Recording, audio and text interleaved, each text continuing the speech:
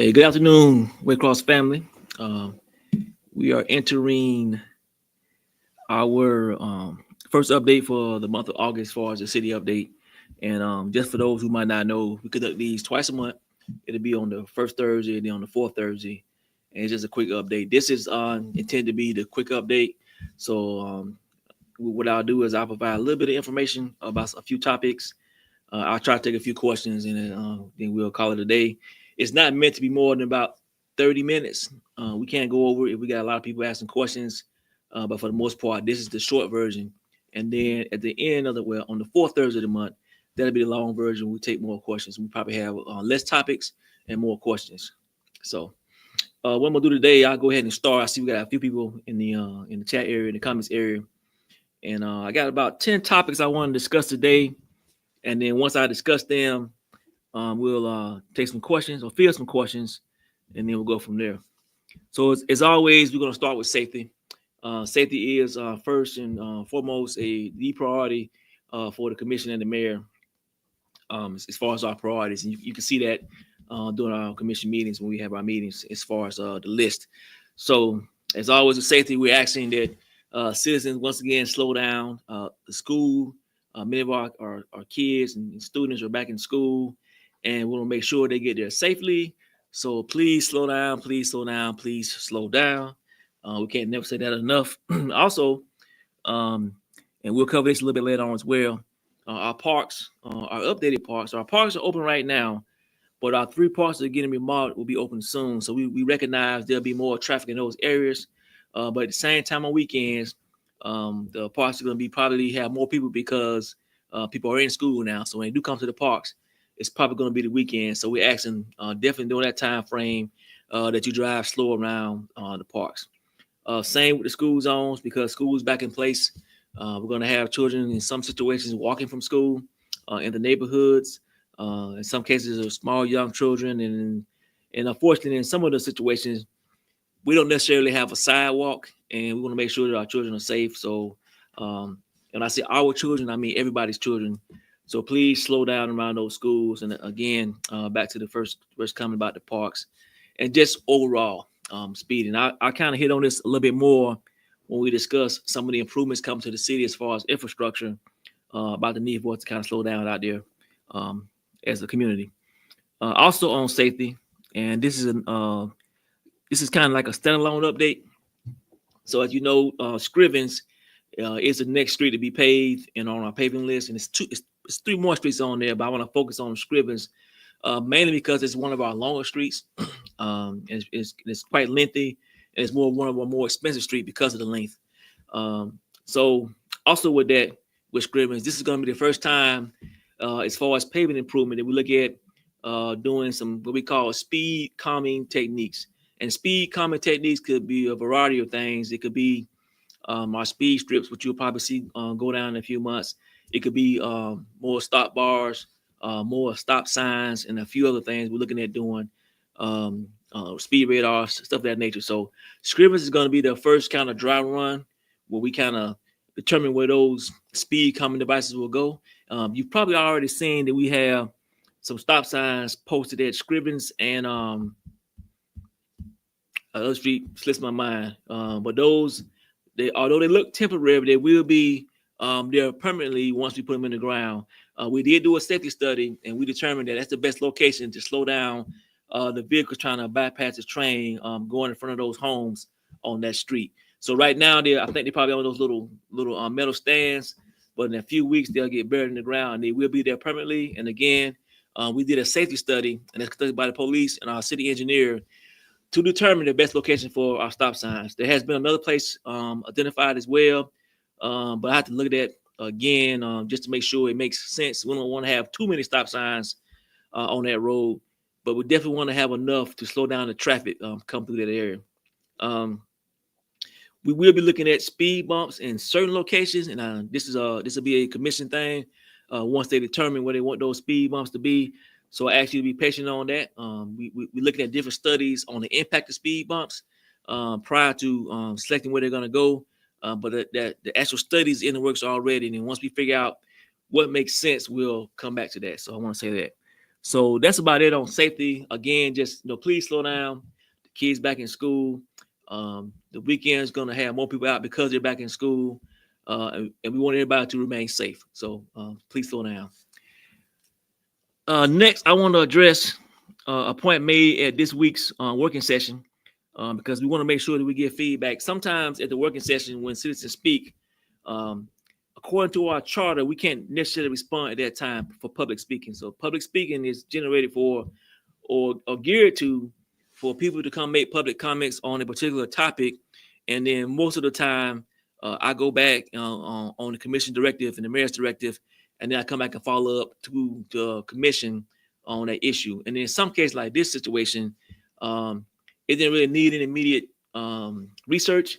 I was able to go down and talk to the oath, and we got a better understanding of the problem. So it wasn't that we was neglecting providing maintenance on the sewer lines there. It's just they only have one bathroom there. And so when they do food services, you're talking about it could be as many as 50 people in there trying to get meals. And that's when it becomes overcrowded. So when that happens, um, some of them go across the street to the courtroom. So it wasn't like it's a leak in the building, nobody's fixing it. It's a capacity situation. But we did speak to them about that. And we have people that sit on the board as well. And we're going to try to help them out as best we can, possibly find another way to get bathroom services and not necessarily in the courtroom. So more to follow on that. Next thing I want to talk about are the large trucks coming down City Boulevard. And as I'm speaking right now, my Infomark team is speaking. They had a meeting right now with the trucks that they offload into our water waste treatment plant. And I'm instructing them moving forward. I'm going to give them a little time to address because they have new drivers coming on board pretty much almost every week. So the new guys is for them to, if they're coming from the Blackshear area, is to come all the way down. I think that's US1 at that point in time, or all the way down, and then come to Plant, and then not US1, but the Brunswick Highway. Come all the way down, and then to Plant, take a right on Plant, and then come down to the water waste treatment plant and then offload there, and then exit from there by taking a right from the water waste treatment plant and get back on Plant and go the other way. Same thing with the trucks coming down US on one. They'll just come down Ozzie Davis and take a left, get on Plant and come that way. We're gonna get with GDOT and move our signs so that the truck, in the rare situation that a truck driver might not know what's going on, they'll see the sign about the weight limits prior to them getting into the neighborhood. What I found out here over the last couple of months, the signs are probably too late because the truck has already made the turn by the time they see them. So we're going to get with GDOT and get those signs kind of put in a better space for truck drivers to see them.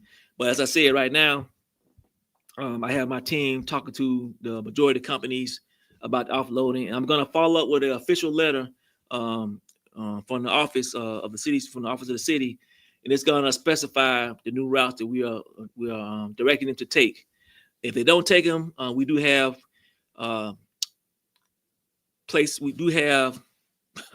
something in place, measures that as far as our police force to ensure they don't come down that road anymore. And if we got to do that, we will. But right now, I'm trying to just make sure they have the information and understand the negative impact this places on our citizens by coming down that way, definitely down City Boulevard. And I think the new communications alone will fix the majority of that.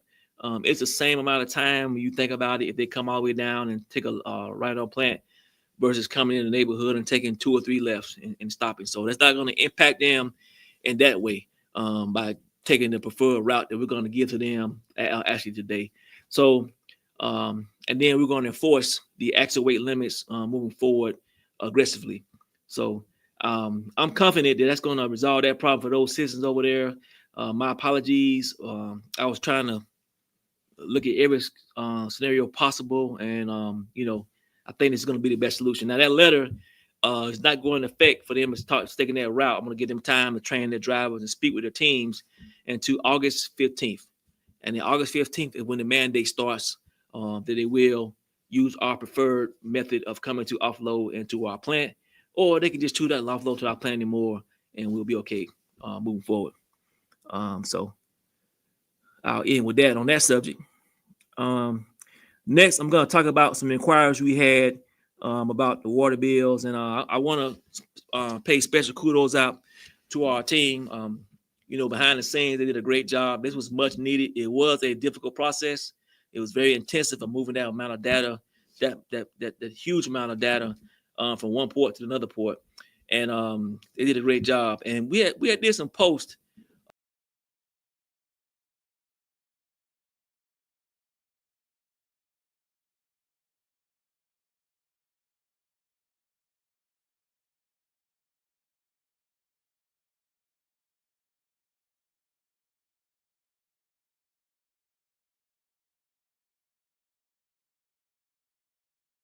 Not have the correct. I want to say everybody has the correct account number now, but I could be off. But if you don't have the correct account number, then once again you can go up there and use what we just I think we just posted in the comments or they come up live in my feed. Okay, we'll try to put it in the comments as well if we can.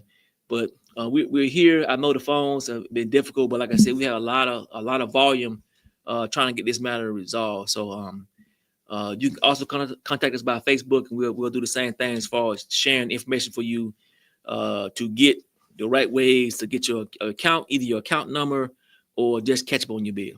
So if you got any questions, like follow some of that guidance. If you cannot stop by because of your work schedule, I encourage you to use the app to contact us. You can email us. It's listed on the email list, or you can call, but make sure you contact us. Next, I want to talk about our Dungeons and Dragons board game initiative.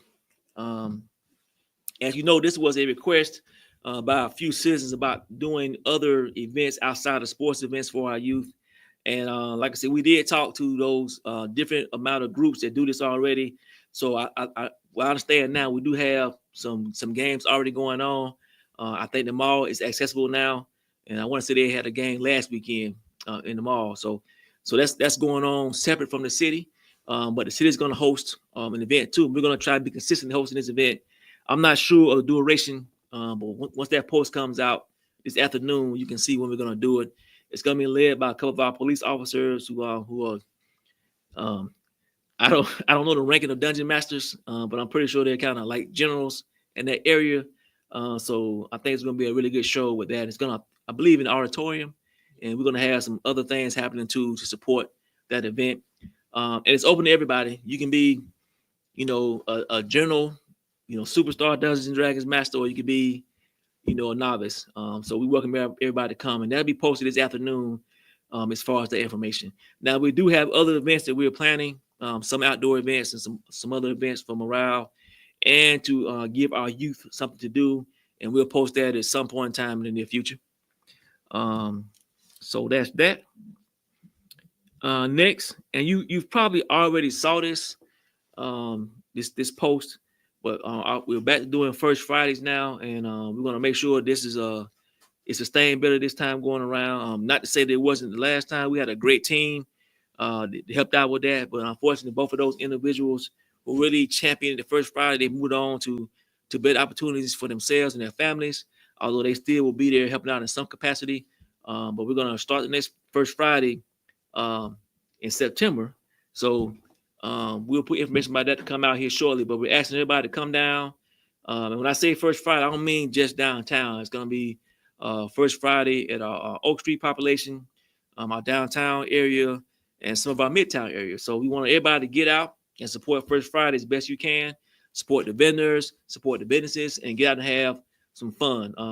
We want to really push this moving forward for everybody. If you got any ideas, like I say, that you think might make First Friday more presentable or more value added, or just let us know. You can talk to Director Simmons here in City Hall and give him feedback.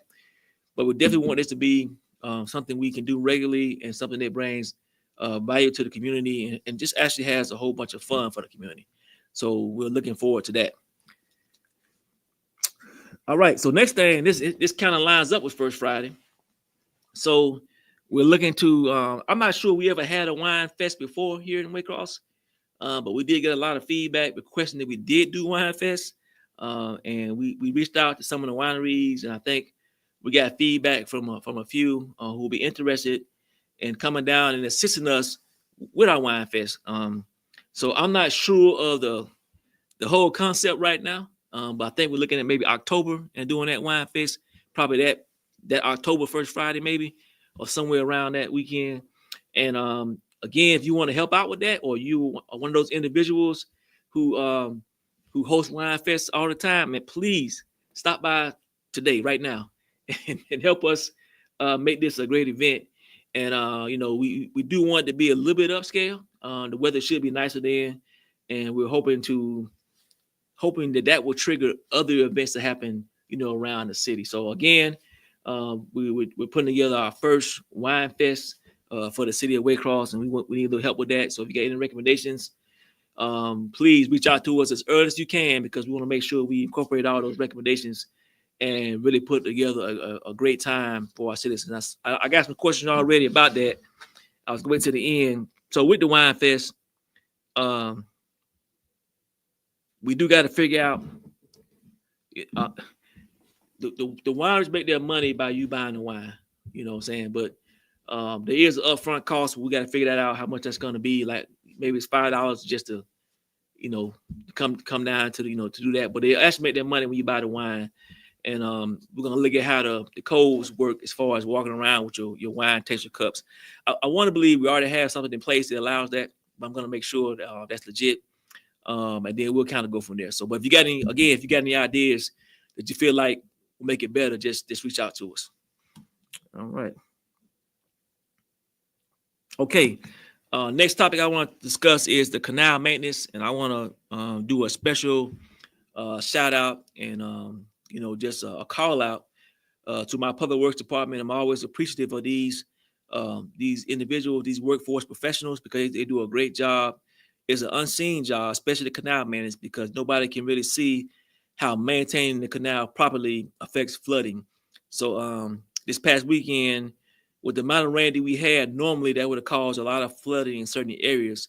But thanks to Public Works Department and then police and fire, supplementing on both sides of that, we didn't have much flooding that we normally have, and that's a significant step forward for the city of Waycross, because we've been dealing with this flooding for many years. Now we still got one area of the canal that we got to clear out to make sure that we've done everything we could do, and we're going to try to get to that probably next week.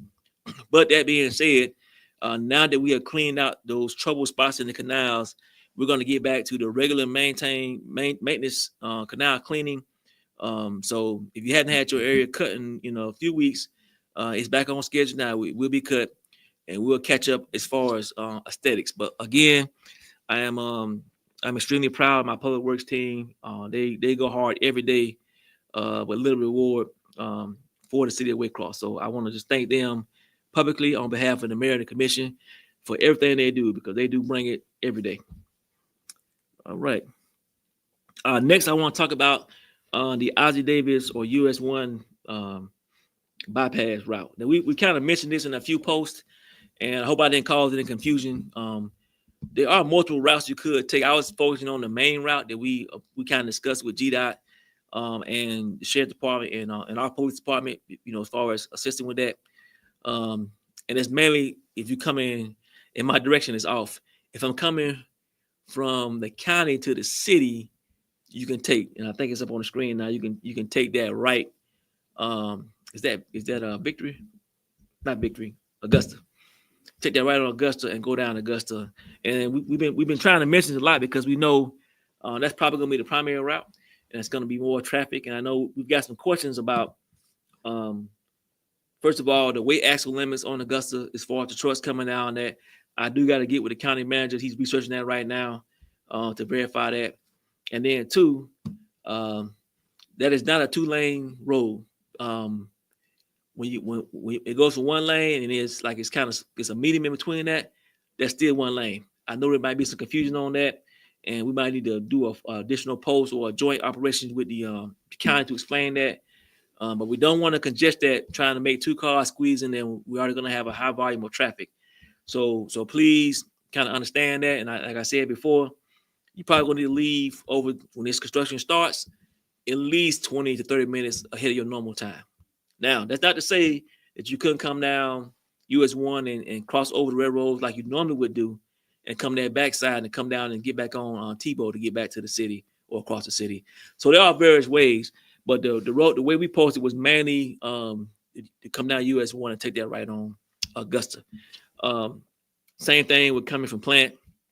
You probably want to go down the Tebow first and come back up that way because these projects, US 1 and Albany, will overlap. So Albany will still be open. You still can come down that way. We need to get past that construction area. So we'll follow up more with this information as the project begins. And like right now, it's looking like it still start late September, early October. But I don't want to, I want to, I want to talk it into fruition. But you just never know because there's a lot of things involved with that project. But hopefully it happens then, and we'll continue to kind of monitor, the traffic there, and we'll provide updates as things move forward. So, but with all that said, again, please slow down and watch out for each other. And we appreciate your patience on this matter as we get through it over the next 2 to 3 years. All right. So next, the last thing, and I would say, so the parks, I mentioned before, 3 of the parks are getting renovated. They should be done early September. I know each commissioner is going to do a grand opening at those parks with some kind of town hall and other activities. So we're looking forward to that. So as the plan for September is going to be a great month. Like I said, we have our reacting of First Friday or restart of First Friday across the city and the community. We had those parks reopening, and there's some other events that are happening too. I think we posted our calendar of the upcoming events, so definitely go back and monitor that so you can see all those events that's going to be happening in the city of Waycross for August, and then we'll post the month of September when that time comes. So, and with those parks, like I say, you're getting 2 new splash pads, you're getting a new softball field / football field, you're getting new pavilions that are modernized to better entertain big groups. You're getting some ADA compliant playground equipment, you're getting new playground equipment. You're getting a lot of stuff. So the commission did a great job in putting this together for their citizens, and I can't wait to see everybody get out and use it. With that said, though, if you're going to do a large party, I request that you do the right process of getting that party permit through the police station because if you didn't know this, anything over 50 people, it's going to require to be signed off by the police chief. And then I kind of review it too, but it starts there with him first. So I really need everybody to do this process because we don't want to have the park too overfilled with all those new things, and definitely we don't want to destroy it, by just sheer numbers. So definitely, if you're doing a large party, I just right now, if you're planning it right now, go ahead early right now and get you a date because once they get up and running, it's going to be harder and harder to get a date in there. So. And last thing, I'll say this, and I kind of end this with, we mentioned this in all our meetings, the app use.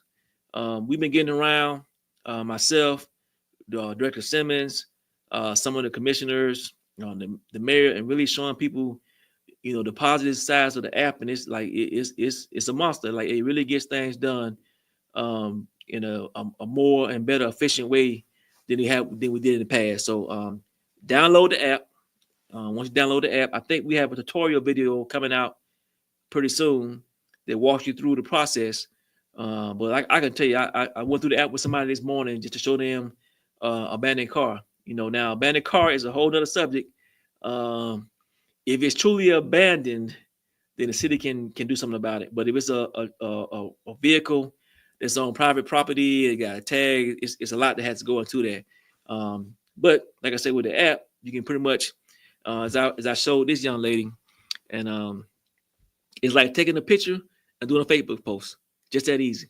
You just putting it in your email account for feedback or not, and then it goes to the proper routing system, and everything's good. So please download that app. I'm not trying to make that be our primary means of communication because, of course, we want you to call or if you see us out and about, talk to us, or you can come right to City Hall and do some things as well. But for immediate response, the app's going to be your best way. All right. Okay, I got that kind of quick and everything. I left 5 minutes and And what I do if I don't see anybody asking the question, I'll go over everything one more time. I see we got some people that came in late to the conversation, and then I'll pause for any question that we might have. So if you got any questions right now, go ahead and put the question in the comments. You don't have to wait for me to talk about them again. If you got any questions, just put them in the comment. And if for some reason you want to think about something, you can put the question in the comment, and we'll always come back and review these posts. But just be mindful, because this is a live stream, that after 30 days it automatically comes down and it'll be on our YouTube channel. And I don't think we'll get to be able to see the comments that post on Facebook in the YouTube portion. So you might have to come back and post that question again on YouTube once this video gets took down in about 30 days. All right. Hey, so what I'm gonna do, I'm gonna go over a few points real fast, and then, like I said, I'll just wait to see if we got any questions. If not, we'll call it a day, and we'll go back to work. So, as always, and this is the high priority of the Commission of Mayor Safety. We discussed Scriven Street. Scriven is next on the paving list, and first to receive speed common modifications or techniques or equipment. Some of that being new stop sign placement, new stop bars, new rumble strips, and possibly speed bumps. So we're doing that right now in the planning stages as we bid that street out. And then, those living in the area on Scriven Street, like I said, you already got some stop signs posted up in different locations. So I just ask you to look at that traffic pattern. Just be mindful of the new traffic pattern, because you're going to have to slow down when you come across Scrivens now, where in the past you could just ride through there. Also, when it deal with speeding, just remember the kids are back in school, so we got a lot of kids walking to school, a lot of kids waiting for the buses. Our parks are going well. Just be safe and slow down around our children, because we want all our children to leave safe, ride safe, and then get back home safe. I mentioned the homeless. One of the soldiers got a soldier in my mind from Fort Stewart. I'm sorry. One of our citizens discussed the issue with the homeless center, and we went over there and looked into it, and it was more of a capacity thing versus a leak situation. And we addressed it with the oath, and we're gonna get a better way forward to work on that capacity when you have multiple people in there getting food services. I discussed about the large trucks traveling down City Boulevard and the steps we were taking to mitigate those trucks. As many of you know, 85% of those trucks that come on City Boulevard or Morningside the other way, they come to offload into the wastewater treatment plant. I am instructing them starting August 15th to only come via Plant Avenue and leave via Plant Avenue. And then we're going to put measures in place to hold them accountable if they are not in accordance with our requirements. So, but you won't really see that until August 15th. I do want to give that message time to spread to all the providers and the truck drivers. And then August 15th, we'll implement that process. And then I'm confident that will prevent all those trucks from coming down that area moving forward. We talked about the water bills. If you don't have the right information and the steps you could take to get the information, of course, we did a separate post. We just put another post up about it. You can call, you can email, you can use the app and get the information or the correct information if you don't have your account number through us, especially if you can't get out work to come by. But we're asking you to use those methods listed to get your information. That way you can get back on track with your water bill. We talked about the up and coming Dungeons and Dragons game competition we're going to put on the city and City Hall. And like I said, there'll be a post coming out today about that.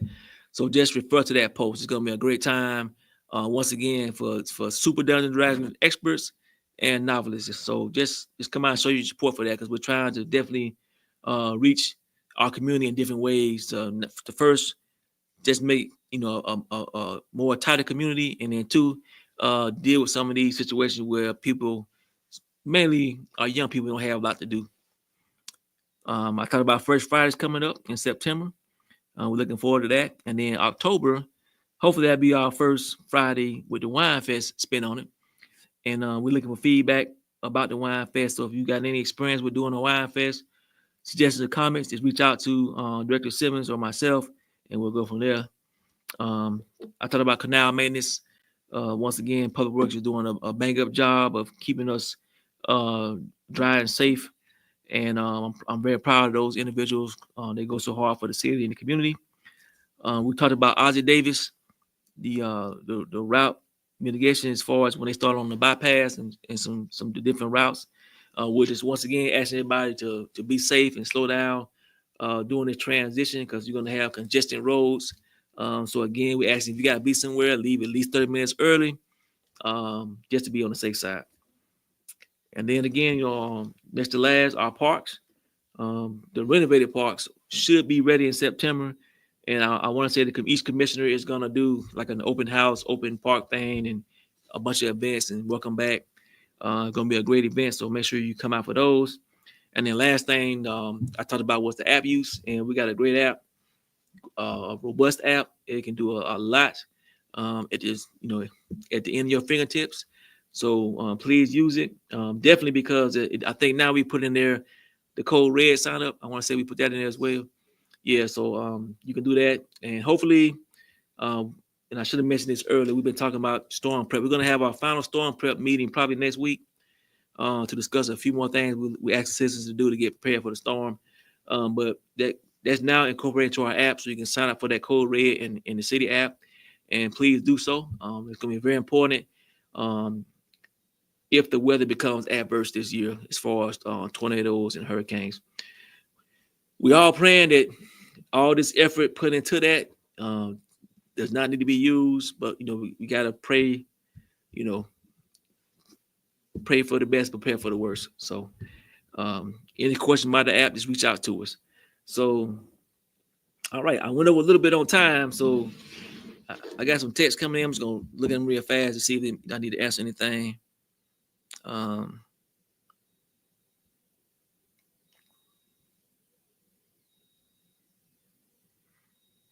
So again on the truck routes, so right now when I make this statement about City Boulevard, I'm really talking about the trucks that come down to offload into the wastewater treatment plant to offload sewage and things of that nature. I do recognize there are multiple streets where trucks travel they should not be traveling, and just being transparent again. Our police force is only so big, and a lot of times if you see a truck traveling down any street it should not probably be on, by the time you notify us, to get a car over there, that truck probably has left that area. Now, that's different if you see a parked truck in a neighborhood, and again, don't confront the person. You can use the app and be anonymous. Take the picture, send it up. We'll address it. And when I mean address it, we'll educate that driver on, first the actual weight limit, and then why, it's important that he or she follows that because it's tearing up our streets and our utilities. So, yes, it's difficult to mitigate all the trucks that come through the city of Waycross. So I've been focusing on the ones on City Boulevard because that is, and I know it's other residential areas as well. But right now, the one I can control is the City Boulevard because it's coming to our treatment plant. The rest of them, you can always, it's a scenario where they're doing a function, and we got to figure that out. But Chief Cox is working on it along with the sheriff and some of the state forces to figure out how to better enforce that, and we'll keep trying. But like I said, I want to level some expectation because, like I said, we only have so many cars out during the 8-hour time period, and they're dealing with a lot of stuff already. And then a lot of times it's quite difficult to get back to a call that even happened like 15 minutes ago because that truck probably already drove through and is on his way. But I got it. We recognize that's a concern, and we're going to try to figure that out. All right, I see a question here about blighted properties. Now, I didn't really cover blighted properties in this forum, but I'll spend a few minutes on that, and then I encourage you to come to the next commission meeting because we'll talk about it then as well, and then make sure you kind of up to speed on what we're trying to do. So just as a quick summary, I just a high level view. So right now, we estimate we probably got about 3,000 blighted properties. When I say blighted properties, I mean properties where the house has been knocked down and the land remains and it's overgrowth. or blighted properties where the house has not been knocked down and needs to be knocked down because of different rules, and it looks bad on the community, and it has actual overgrowth. Right now, this process takes, just to knock the house down, anywhere between 12 and 18 months, and we're getting about 20 to 25 cases. I want to say maybe correlate to the courts to get them on that demolished list. But what we're learning with the demolished list, when we do knock down the house, it actually lowers the property value, and then we're still creating the eyesore. So I'm not sure we are actually fixing the problem of blighted by just knocking the house down. Now, we are looking at some things, some other inputs to maybe stop that. Like I said, right now in our code, it's a 50% rule on how, on reinvesting in the home. We're looking into maybe possibly the commission is looking into maybe removing that mandate, but that's the commission's decision. I'm not sure how much that would help, because I will say this: these are older homes, and the amount of money that needs to go in here. Like, once you get over that 50% threshold is there for a reason, but maybe it works. I don't know. But that's one thing we're looking at. We're also looking at, the tax sales. I spoke to a lot of citizens over the last 2 or 3 weeks about why people are not buying, homes on the tax sales, and I get it. You got a lien on the property, you got past due taxes, and the property's only worth $100, and now you got to pay $10,000 to get it. I get all that. So that's something we're talking to the tax commission about. Unfortunately, there's certain rules he has to follow about collecting taxes. So we'll keep working that as best we can. And then it's other stuff going on. Like I say, if you look at it this way, public works will need to be at least quadruple in size to maintain all those properties, which we just cannot do. So, but I don't want to. It's a lot more to this topic, which I can discuss, which I will discuss at the next commission meeting, or actually working session. So, come to the working session, and then again, if you got an idea to help us address it, then please, you can reach out today, or come to the meeting and address it. But again, you're talking 3,000 properties, overgrown oak trees, pine trees. It is a lot. It's a lot to do while trying to maintain our regular commitments and requirements in the city. So just want to touch on that. I saw somebody send me a text about that.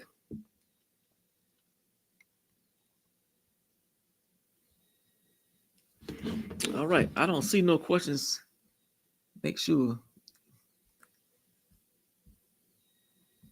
I don't see any comments. I'll make sure I'm one person not seeing them. You just need. Okay. Okay, let me go back, y'all. I don't want to get off here on y'all side.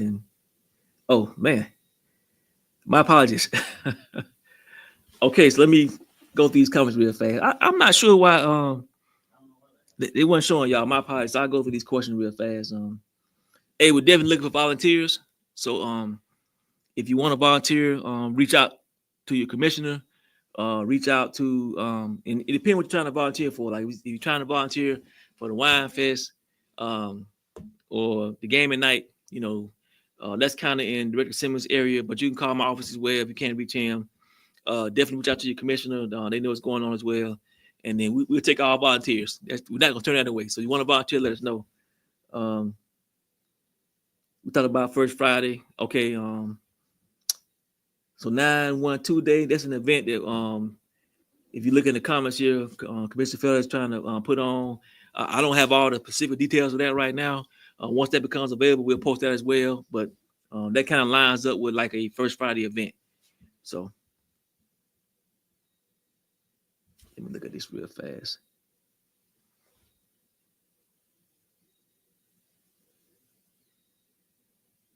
So a question about I think it's about the crepe myrtle trees around town.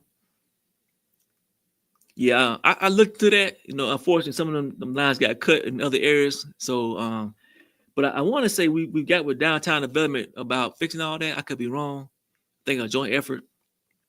But this is Mr. Howard. We'll follow up with that. I think we discussed this already. Am I wrong? Okay, yeah, we discussed this.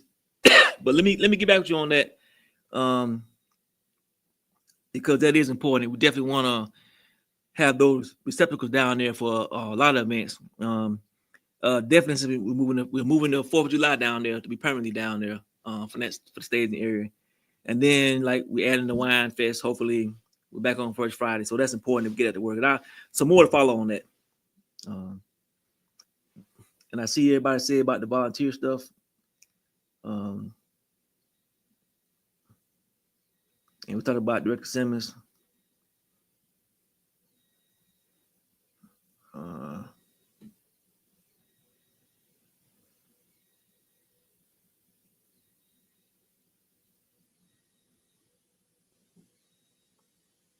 yeah. So again,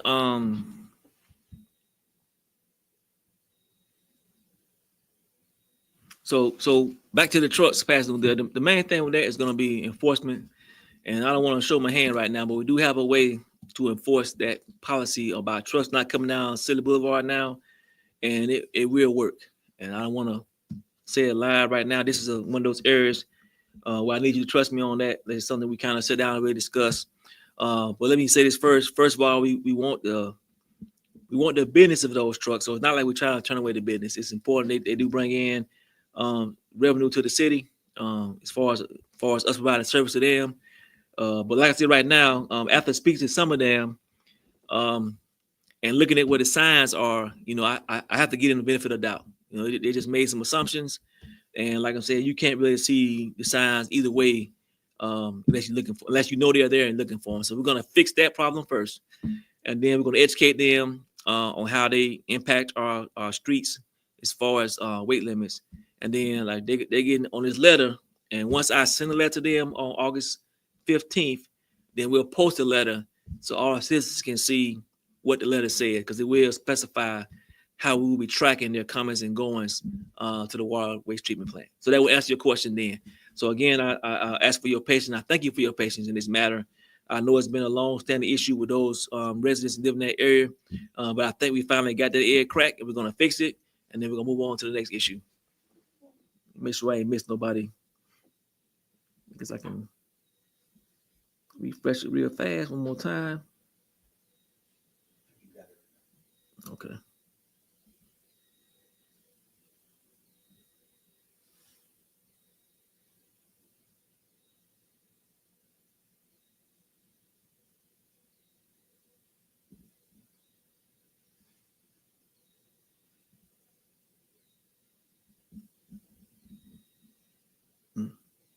Yeah.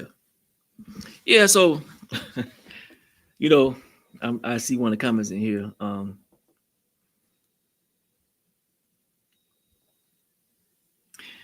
I want to thank all our great citizens.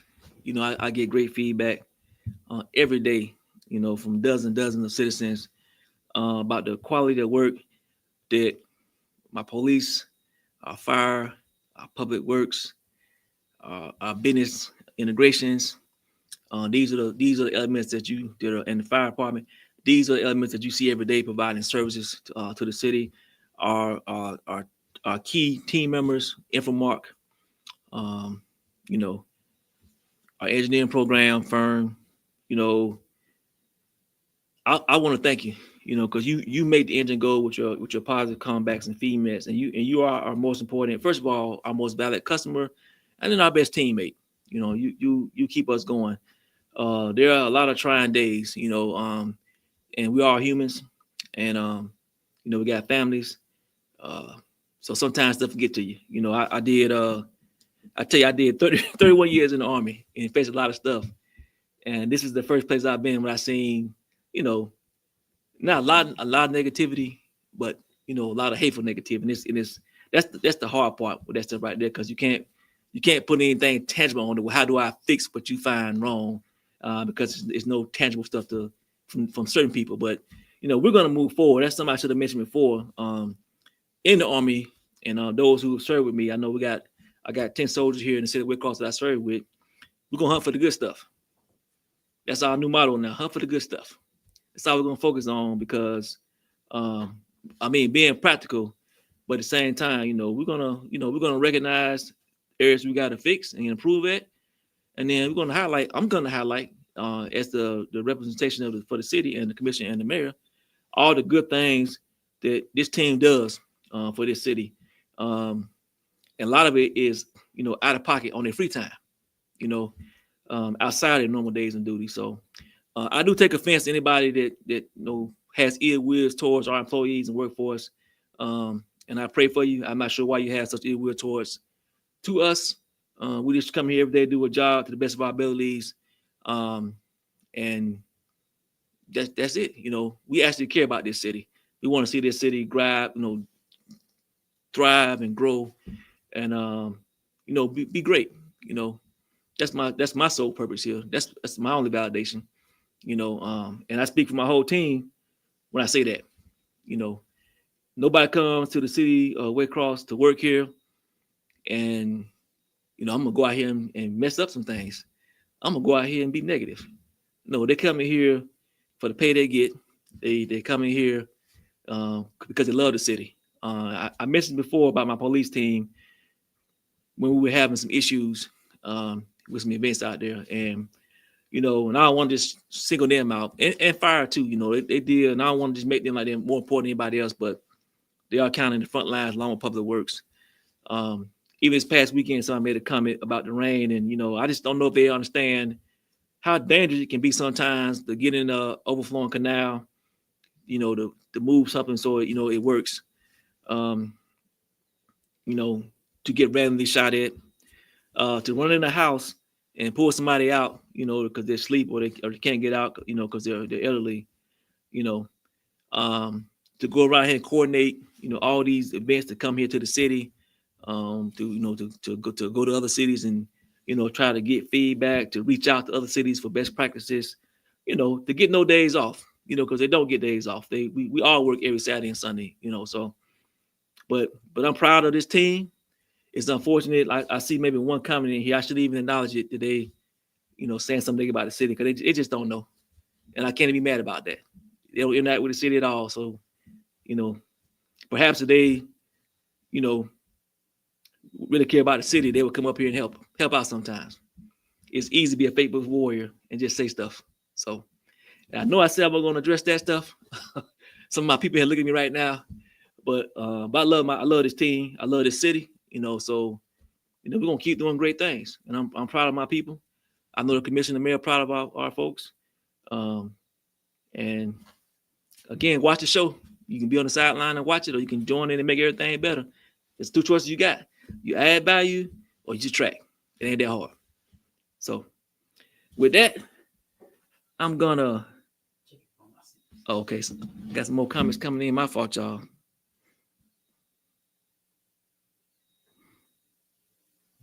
Oh, okay. Man, so we got Crate with a Cop. And that's an initiative by Chief Cox. If y'all didn't know, Chief Cox is a master painter. He don't want me to say that out loud, but he's really good with painting and creating art. That's on the 23rd of August. And I think it's gonna be in the auditorium, maybe? Or where's it gonna be at? Do we know? Or the courtroom. Okay. It's gonna be at the courtroom. So hey, please join that. I gotta highlight the police again on the and the fire and Public Works, community improvement,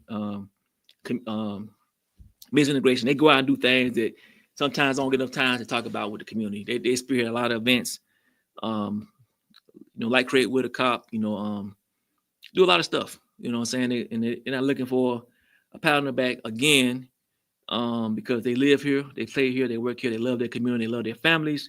So when they go out and do stuff on their own, they're doing it out of that aspect and nothing else. So it's some more events that I forgot to mention, but I don't want to keep being a dead horse. So just if you can follow the page, download the app, get on the email distribution list. That way you stay informed of all these events. I can never, every time I get to look at my phone, I miss an event and I'll be on here another 30 minutes trying to catch up on all the events because we got a lot of events going on. Somebody asked me now, so since they asked me, I want to get off. Yes, I did mention, we did mention the Intramural Kickball League in one of the parks. We don't have all the details yet, but we are going to do that. I'm looking for volunteers. I do got a couple of city employees that are going to kind of manage that, but of course they cannot do that by themselves. So that's going to happen. And then we will be lining the flag football field there in the outfield, the softball field. We're going to put that down probably not until October, late October, but that will happen. And then again, that's one of those areas we're gonna need some support from the community to figure out how that works. I know we got four flag football teams, I think, here in the city. Yeah, so we're gonna coordinate with those coaches and then see how they wanna run it, because that was a vision of the late Commissioner Davis, picked up by the current Commissioner Roberts about getting them access to another area to practice on and possibly play on.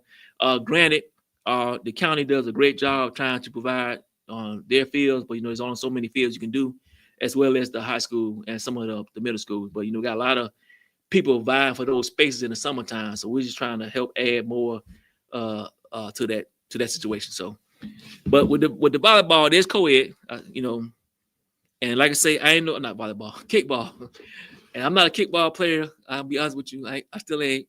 We're gonna figure this out and get back to you. And I was trying to get off here, but I guess somebody want to send me questions now. Let me read this last question. Next to last question.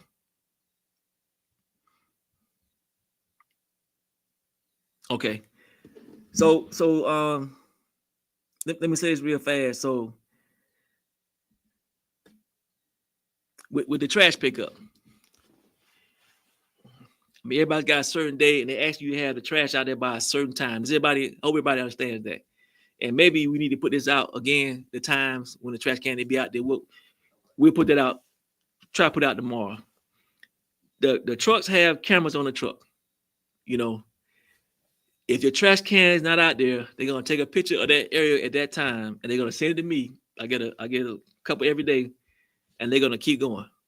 Now, you can call, and if a truck is still out, I try to have them come back and pick up your trash.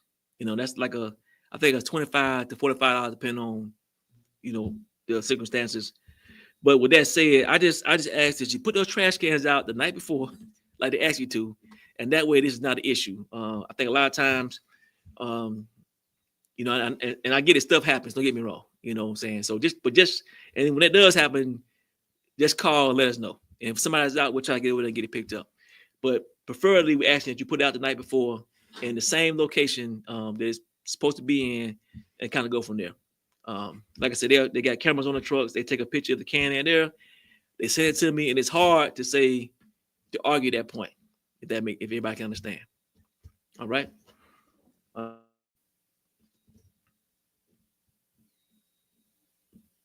Okay. We're gonna stay on at 1 o'clock. So keep going. So next, I see this about the dog. So again, the summertime is one of our busiest months about animals, and our shelter has, I want to say 75 bins in it, right?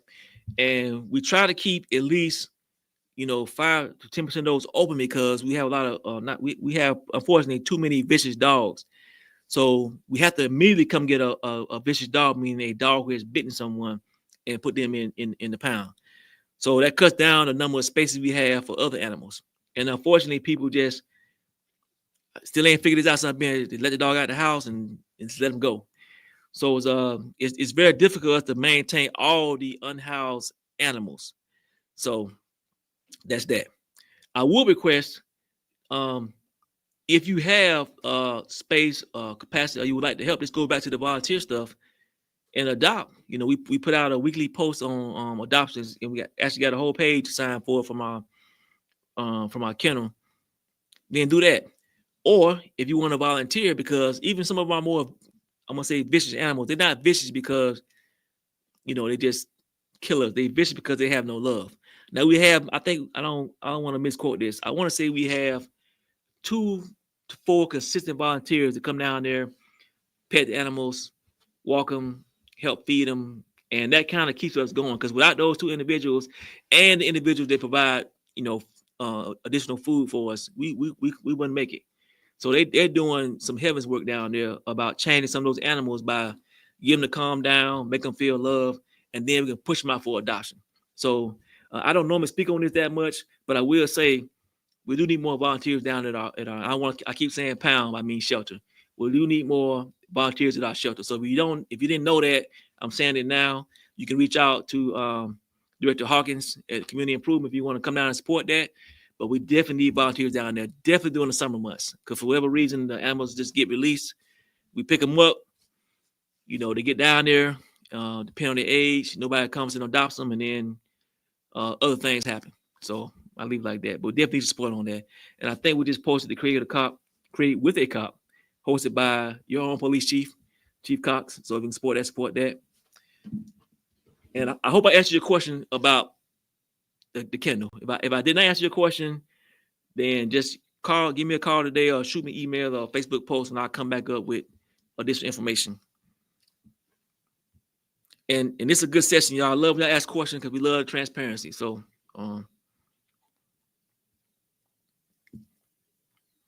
okay. The meters.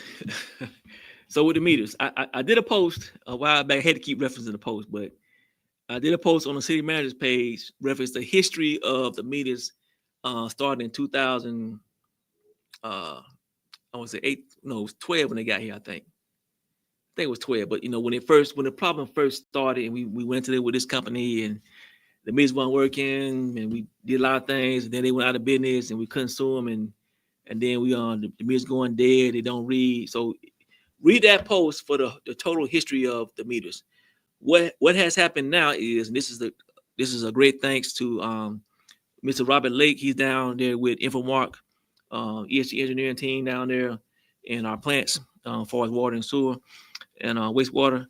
And he's been spearheading a mitigation strategy that's been working.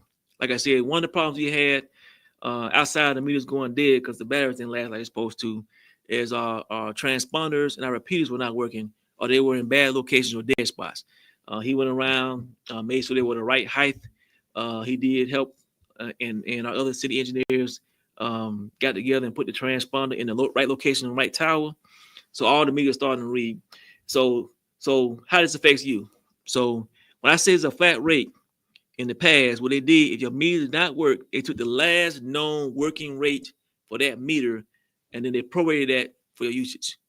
The problem with that is that although you're getting a bill for, I'm just saying a random number, $82, it's not really tracking the amount of gallons that you're using. And I would tell you, over the last 2 months, and I've been digging into this, we got citizens watering grass 2 hours every morning. Can you imagine how much water that is? But because the meter wasn't tracking it, they just assuming that it was okay. It's a lot of that going on. The good thing now is the meters are reading, and we got a new system that can show you your utilization once you get into the system. I'm just going to ask, you're going to have to really sit there and look at that, much like Georgia Power, much like the data companies. How much, where do I want my bill to be at? Am I going to take 5 showers a day or 2 showers a day? Can I afford to water my grass for 2 hours every day? That answer is definitely no. Nobody can afford that, because the meters, they are starting to work. They are getting real readings. So your usage is going to be legit and your cost is going to change. But it does not have to be significant. Like I said, in some cases, people I've talked to them personally, they sat down and thought about it. You know what? I've been running a dishwasher every day for the last 2 years. And I really think about that, how much that's really water is using, especially if you have an old dishwasher. You know what I'm saying? So, like many things, like, with Georgia Power updates, you got to cut back some to make sure that, you're not, getting a bill you don't want. So, but with that, like I say, this is a problem it was a problem for a long time. The team, they finally figured it out. And I'm proud of that team because, like I said, these are one of those things, again, that had went on, was causing headaches for in-house for us for such a long period. And now, like I said, we got some dedicated professionals who went out there and figured it out. And it's going to benefit the whole city once everything's up and running, because you're going to know your usage. We're going to know it. We're going to get the right amount of funding for the usage, and we're going to put that money. We're the only service provider that does this. So when we get the right usage for your money, that money does not go in our pockets. That the water and sewer money comes in, goes right back into the investment of the water and sewer projects. And I can touch on that at a later date because I don't want to go too far past one. I got a hard stop, actually. But that water goes right, that money, so that funding goes right back into water and sewer. It cannot be used for general funding or operational, it goes right back into improving your streets, not your streets, but improving your utility services that provide water and sewer. Okay. All right. Okay. So hey, I see some more questions getting testing me. Hey, yeah, I really got to go. I got I got a hard stop time because I got another meeting with we're trying to figure out some other investments as far as getting some additional homes here. As far as apartments and homes. I really want to go take this meeting. And again, but hey, this is supposed to be up for 30 days. If you got any additional questions, put them in the comment section or contact us through via email, through the app, or stop by and we can have this conversation further.